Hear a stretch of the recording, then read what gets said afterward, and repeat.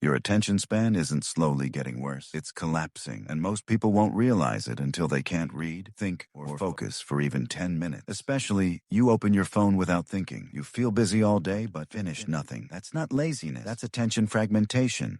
And if you don't fix it, everything else in your life becomes harder. Here are 5 basic steps to fix it before it's too late. Step 1. Set a baseline. Right now, your brain is guessing how focused you are. So, stop guessing. Pick a book. Start a timer. Read until the exact moment you feel the urge to check your phone or stand up. Stop the timer. That number is your attention span. It doesn't matter if it's 3 minutes or 30. Muscles don't grow from ego. They grow from honesty. Step 2. Eliminate attention leeches. Your attention isn't weak. Your environment is hostile. Your phone is designed to interrupt you. Notifications are designed to pull you back. When you actually need to focus, do this. Put your phone in another room. Turn off notifications completely. Close everything except what you're working on. You don't fight distraction, you remove it. Step 3. Build a focus ritual. Focus doesn't start with motivation. It starts with a signal. Same place, same posture, same start. When you repeat this enough times, your brain learns one thing. When this happens, we focus. You don't need willpower. You need consistency. Step 4. Take breaks before your brain crashes. Your brain is not built for endless focus. After a certain point, performance drops fast, so don't push until you're fried. Work in blocks and stop,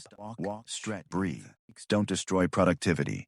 They protect it. People who perform at a high level know this. Everyone else calls it laziness. Final step, reconnect attention to meaning. This is the step most people miss. You can't focus on something that feels pointless. Before you start any task, ask 2 questions. Why does this matter? Who benefits if I do this? Well, write the answer down. Attention is connected to meaning. It stops feeling like effort. It becomes a choice. That's the difference between forcing focus and sustaining it. Your attention is your life. What you give it to is what you become. Life was not meant to be lived in 15-second clips. Fix your attention and you don't just work better.